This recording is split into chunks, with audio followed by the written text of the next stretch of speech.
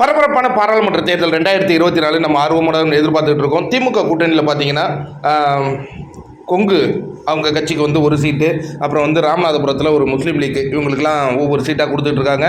மதிமுகவுக்கும் ஒரு சீட்டு தான் சொல்கிறாங்க. அவங்க எனக்கு ரெண்டு வேணும்னு கேட்டுக்கொண்டு இருக்கும் அந்த காட்சிகளை அங்கே பார்க்கிறோம். காங்கிரஸ் என்ன எவ்வளோ கொடுக்க போகிறாங்களோ தெரில. புதிய தலைவர் வேறு வந்திருக்கார், எவ்வளோ வாங்க போகிறாருன்னு தெரில.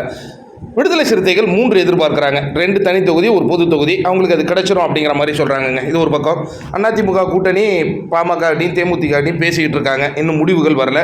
இந்த இடத்துல பல்லடத்தில் கவனத்தை ஈர்க்கிறார் அண்ணாமலை அப்படின்னு நம்ம சொல்லலாம். என் மக்கள் என் யாத்திரையினுடைய கடைசி கூட்டம், பிரம்மாண்டமான கூட்டங்க. நான் எதிர்பார்க்கல பிஜேபிக்கு தமிழ்நாட்டில் இவ்வளோ பேர் கூடுவாங்கன்னு கண்டிப்பாக எதிர்பார்க்கல. இது எப்படி இவ்வளோ பேர் சேர்ந்தாங்க அப்படிங்கிறது ஒரு மிகப்பெரிய ஷாக்கிங்காக தான் திராவிட கட்சிகள் பார்த்துக்கிட்டு இருக்காங்க.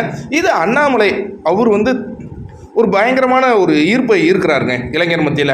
நீங்கள் பார்த்தீங்கன்னா இப்போ காங்கிரஸினுடைய தலைவர் யாருன்னு கேட்டால் கூட சில பேருக்கு தெரியாது. முன்னாடியே அழகிர்னு ஒருத்தர் இருந்தார், அவருக்கு மறந்தே போயிருப்பீங்க.